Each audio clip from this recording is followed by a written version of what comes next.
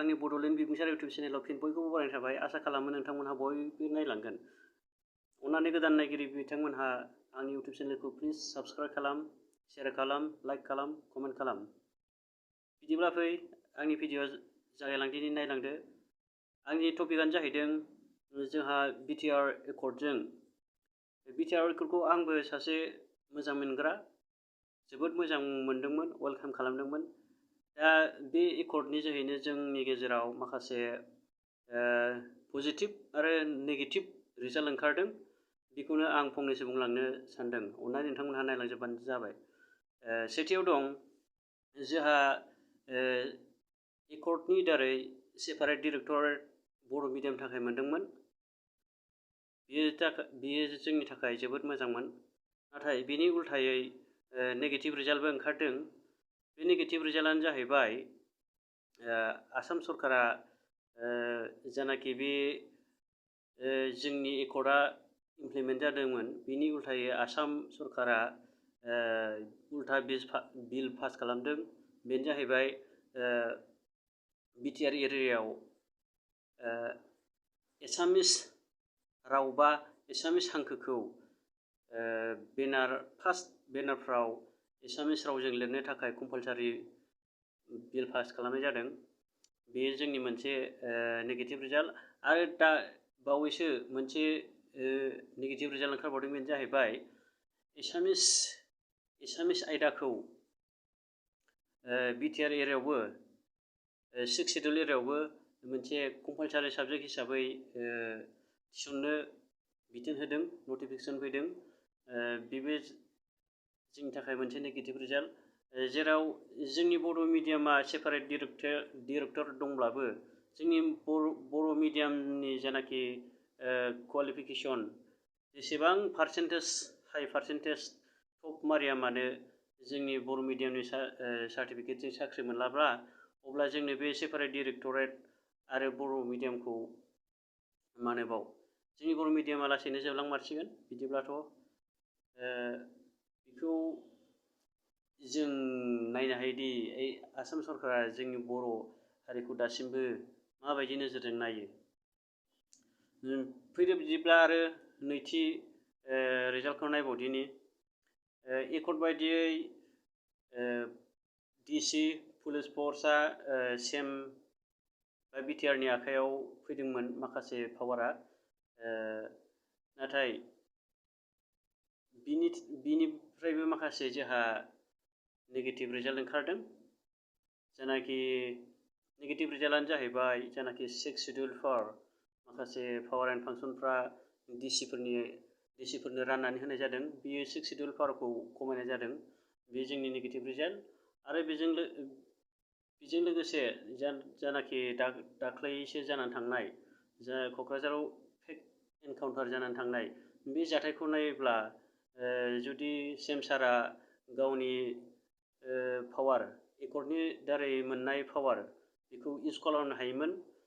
जानाखि फेक एनकाउन्टार खालामग्रा बेखौ 4 दानसो फुरा अरायसमनि थाखाय नङाब्लाबो 4-5 दानसोआ सासपेन्ड खालामनानै दोननो हायोमोन। नाथाय बिथाङा बेखौ मावनो हायाखै। खालि सेम सारजों चिफ मिनिस्टारजों सावरायनो बा हाइ लेभेलनि बिजिरनाय जानांगौ बेखौल' बुंदों। जेनाखि माबा मोनसे गिदिर जेंना जाब्ला खालि चिफ मिनिस्टारजों सावरायनायल' बुङो। बिथाङा बिदिब्ला इन्डिपेन्डेन्टलि पावारखौ एसेबो बाहायनो हाया नामा?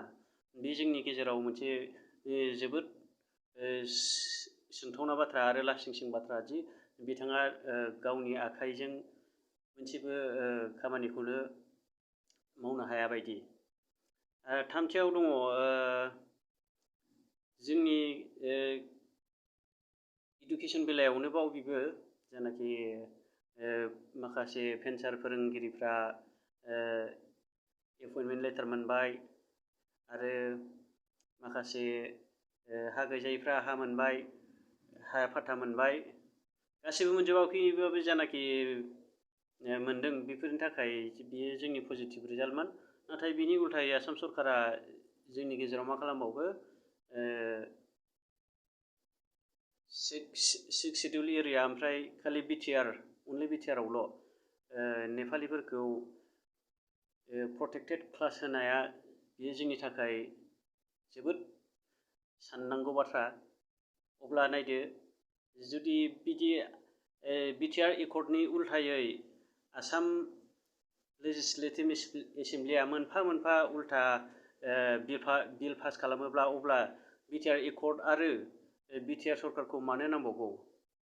BTR सरकार गैयाबाबो जासिगोन, सिगाङाव जेरै दं बिदिनोबाबो जासिगोन। जुदि BTR सरकारा इन्डिपेन्डेन्टलि मोनसेबो खामानिखौनो मावनो हायाब्ला, मोनसेबो बाथ्राखौ बा मोनसेबो बिलखौ अबजेक्सन होनो हायाब्ला, अब्ला जोंहा BTC सरकार होननायनि मुं मोनसेबो भेलु थानाय नङा आरो। बेनिखायनो इउज खालामनांगौ जोंनि BTR सरकारा जानाखि BTR एकर्डनि जेरै पावार फांसन मोनदों बेखौ बाहायनांगौ, इउज खालामनांगौ, गोख्रों राहा लानांगौ। चिफ मिनिस्टार सारजोंल' बाथ्रा सावरायनानै जेंना फोजोबस्रांनो नाजायोब्ला अब्ला बिथांनि पावारखौ बिथाङानो खोमाना लानाय जागोन। बिथाङा चिफ मिनिस्टारनि सासे खालि फुथुला बायदिल' सासे माबा जागोन। बेखायनो बिथाङा बुजिनांगौदि गावनि पावार गोहोखौ बाहायनो हायाब्ला आं मानो सिम जाथारखो, बे बाथ्राखौ बिथाङा साननो हानांगौ, बुजिनांगौ आरो। स' गाइस, बिदिब्ला नोंथांमोनहाबो बिजिरनो हागोन दि आसाम सरकारा जेब्लायबो जों बर' हारिनि मोजांखौ नाहरा। मोनसे मोननै मोजां खामानि मावनानै दिन्थिफ्लागोन, नाथाय बिनि उनाव बिथांमोनहा माबायदि जोखे हरगोन, माबायदि गल सोगोन, बिथांमोनहा बिनिख्रुइ गाज्रिसिन गल सोहरो। अब्ला जोंनि साननाया सिगाङाव जानाखि होसिख्रावनांदों, नों जांख्रिखानांदों, बेफोरबायदि राहायानो लाफिननांगौ लागा जानानै फैयो। बिदिब्ला बुजिलायदो, CM सारमोनहाबो स्पेसियेलि BTR सरकारा बुजिलायदो, गाव गावनि पावारखौ इउज खालामनो नाजादो। हामबायसै नायगिरि बिथांमोन, अन्नानै आंनि भिडिअखौ मोजां मोनदोंब्ला नोंथांमोनहा शेयार, लाइक, कमेन्ट खालाम। जानाखि बे बाथ्राया, आंनि रावा माखासे हाइ अफिसियेल आरो CM बिथां सारनिसिम सहैबाथ' बिराद मोजां खोथा। बेखायनो बेसेबां हायो एसेबां शेयार खालाम अन्नानै प्लिज। साबस्क्राइब खालामनो खिन्थु दाबावथार। जै बर' हारिनि जै।